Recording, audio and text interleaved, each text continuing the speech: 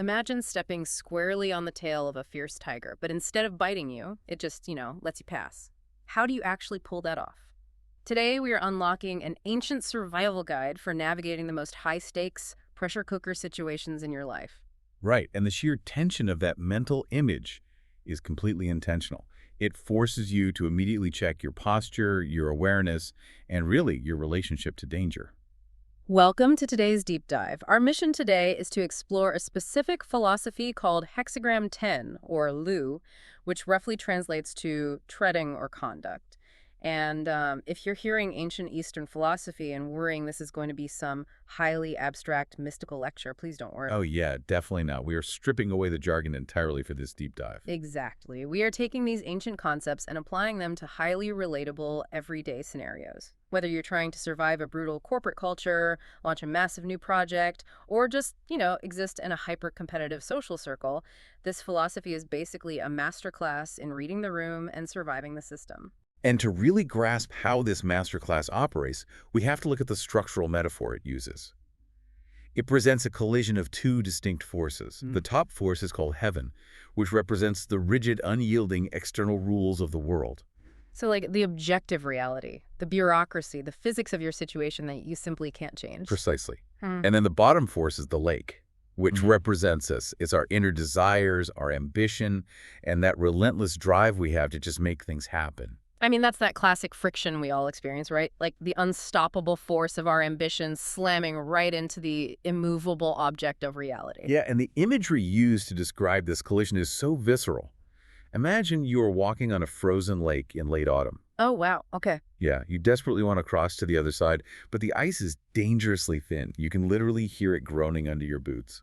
Every single muscle in your body is tense, your breath is shallow, and your focus is entirely locked on the next inch of footing. Because you aren't running or leaping, you are treading. Exactly. You are treading carefully. So you're out on the ice, and the tiger, which is that unyielding reality, is right in front of you.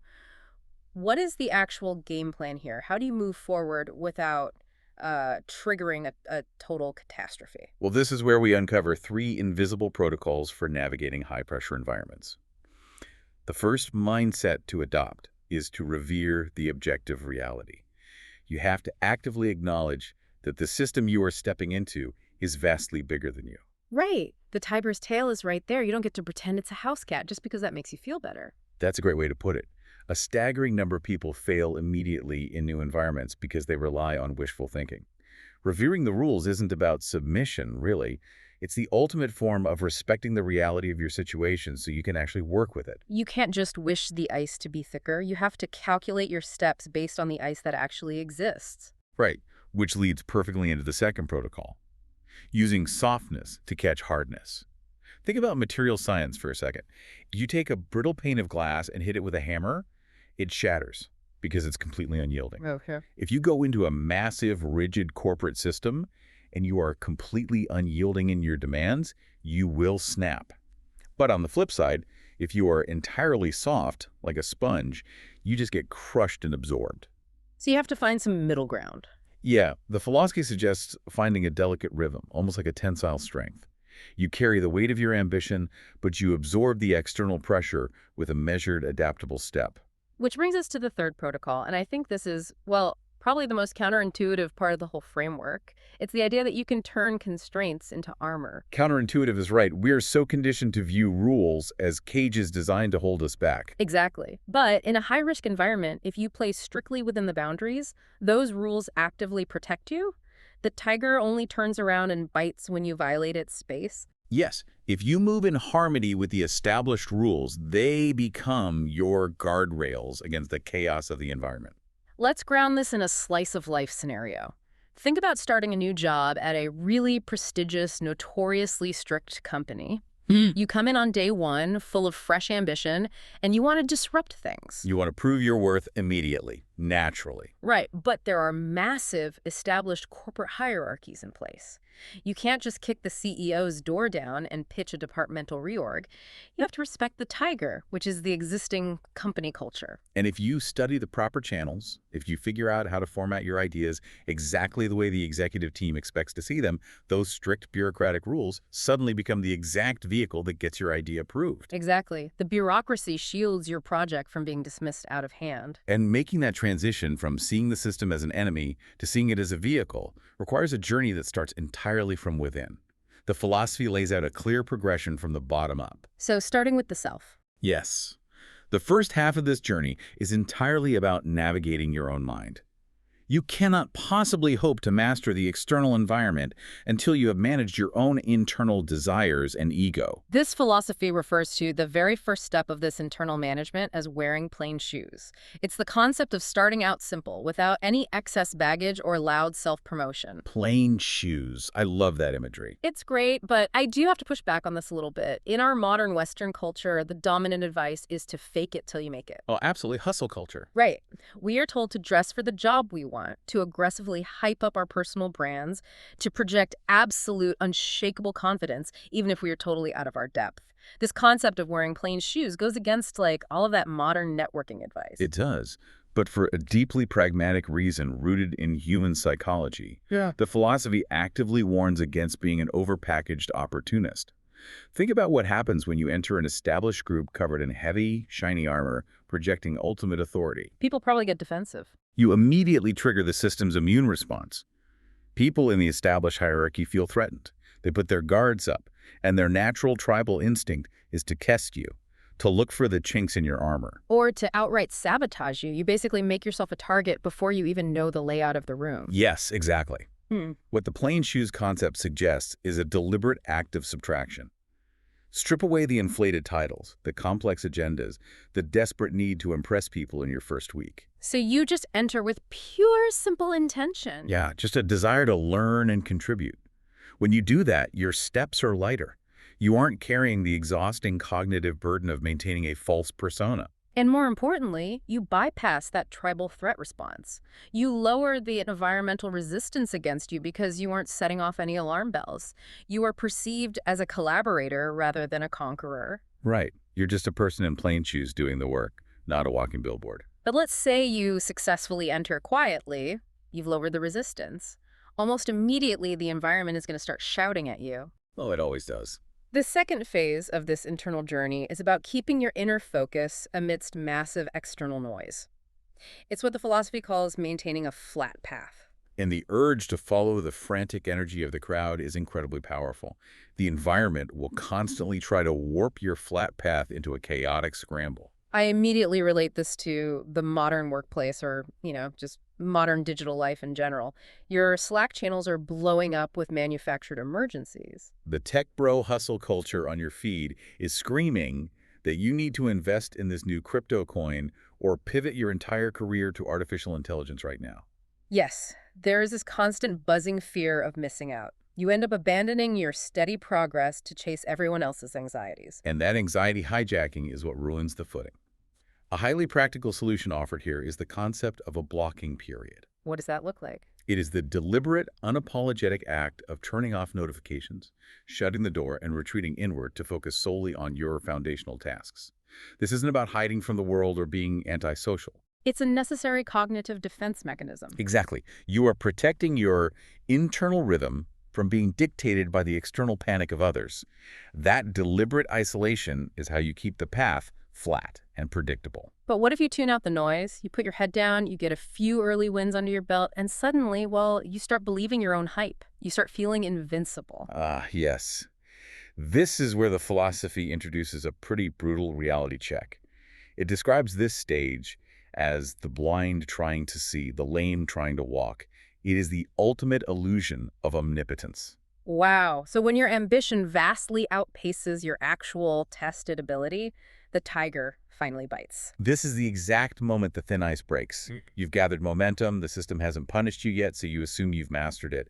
You begin to ignore the warning signs and the guardrails we talked about earlier. You mistake a lucky break or a temporary lack of resistance for your own sheer brilliance. We see this all the time. It is the classic Dunning-Kruger effect playing out in real time. It really is. Picture the junior manager who has been at the company for exactly 3 weeks. They've had one successful presentation, and suddenly they think they understand the industry better than the executive board. Oh, I've worked with that guy. Right. They decide the standard compliance protocols are just holding them back. So they completely bypass legal, they push a rogue campaign live to prove how fast they can move, and it results in a massive lawsuit. And they get spectacularly fired. Yep. They ran sprinting onto the thin ice, and the tiger turned around and mauled them. And the psychological mechanism behind that bite is fascinating. Getting bitten by reality at this stage isn't a malicious act by the universe, it is a forced correction. A forced correction. Yeah, it is the physics of the system violently reasserting itself to remind you of your actual boundaries. The most constructive way to survive this bite, assuming it doesn't destroy your career entirely, is to conduct a brutal limitation inventory. Facing the music, essentially. Well, much more systematic than that. You sit down and mechanically assess your blind spots. You list the skills you clearly lack, the resources you don't actually control, and the political capital you haven't earned yet. Instead of pretending you can see perfectly, you publicly and privately admit your vision is limited. Exactly. You seek out the veteran experts. You stop trying to force your ego through an environment whose complexities you don't fully understand. So, assuming you survive your own ego, assuming you do that inventory, you heal from the bite and you learn your limitations, you graduate. The philosophy transitions you into the upper half of the framework. You move from managing your internal desires to mastering the external environment itself. You are now in the big leagues. You have actual power, but the stakes are exponentially higher. You've moved out of the realm of the lake and up into the realm of heaven. You are now dealing directly with the unyielding rules of the system. And the first stage of this advanced level introduces a concept that feels deeply paradoxical: constructive fear. Constructive fear. We normally frame fear as a flaw, It's something to conquer, suppress, or meditate away. We associate fear with panic and poor decision-making. In a low-stakes environment, fear might be an obstacle. But when you are operating at the highest levels of consequence, fear is framed as a vital neurobiological focusing mechanism. That makes sense. The philosophy talks about treading on the tiger's tail, feeling a deep, trembling caution, but ultimately arriving at good fortune because of that exact trembling. When the stakes are massive, a healthy dose of fear prevents complacency.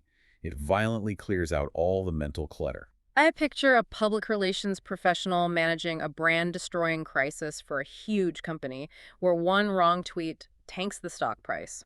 Or a free solo rock climber hundreds of feet up a granite cliff face without a rope. Those are perfect examples. In those extreme moments, fear isn't making them hyperventilate. It's doing the exact opposite. The fear ships away all the nonsense. You aren't thinking about what you're having for dinner or an awkward conversation you had yesterday.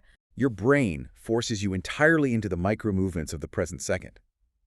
The fear becomes the high-octane fuel for perfect execution. It induces a profound state of flow, triggered entirely by the gravity of the stakes. Exactly.